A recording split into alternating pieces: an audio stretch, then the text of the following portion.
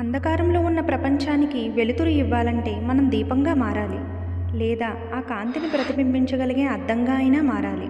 మన అజ్ఞానం గురించి తెలుసుకోవడమే నిజమైన జ్ఞానం. అడ్డంకులకు కృంగిపోయే వారికి ఎప్పుడూ అపజయమే వరిస్తుంది. విజయం లభించాలంటే వాటిని అనుభవాలుగా మార్చాలి.